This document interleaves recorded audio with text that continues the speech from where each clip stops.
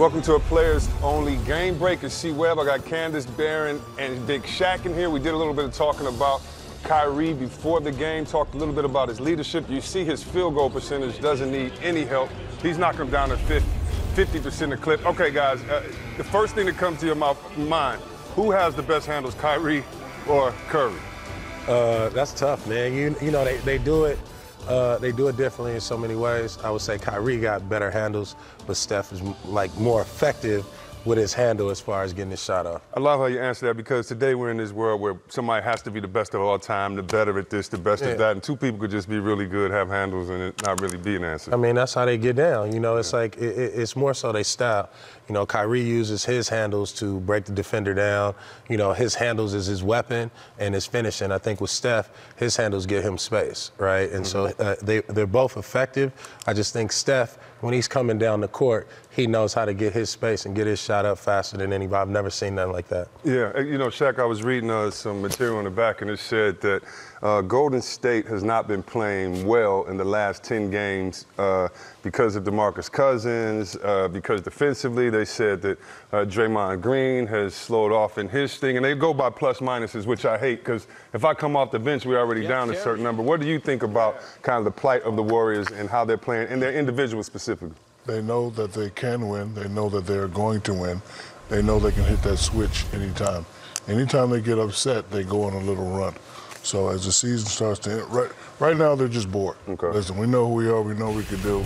You know, they've been getting out to a very, very slow starts, but they don't have any problems. They don't have any negative issues dealing with their team. They're just waiting for the playoffs. They can hit the switch anytime. 4 or 5 games right before you go to the playoffs, you'll see them sharpening up. And then playoff time, the switch will be up, and we will definitely see them in the finals again. They're just bored. Yeah. 72 games, you know, going to the final 3 years in a row. We know we can beat them. You know, we'll let them get off today. But once playoffs start, switch will go up. It's just funny to me how everybody makes excuses for other teams that are adding pieces and wants to give them time, when Golden State's #1 in the West and they're adding Boogie to the equation. Like that's bad. Like that's terrible. Right, exactly. Yeah. And so I think it's going to take time for them to figure out the rotation, how to utilize them.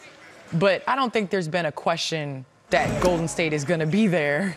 And everybody's, obviously, that's their measuring stick. If Boston had to take one piece of Golden State's game, BD, what would you suggest they say? These are the champions. You need to take this from them. I would say just their team chemistry. Yeah. Right? Their camaraderie. The way they pass the ball, the way they move the ball, the way they play for each other. You know, looking at both superstars and Steph, you know, Steph, Clay, and KD, how they coexist.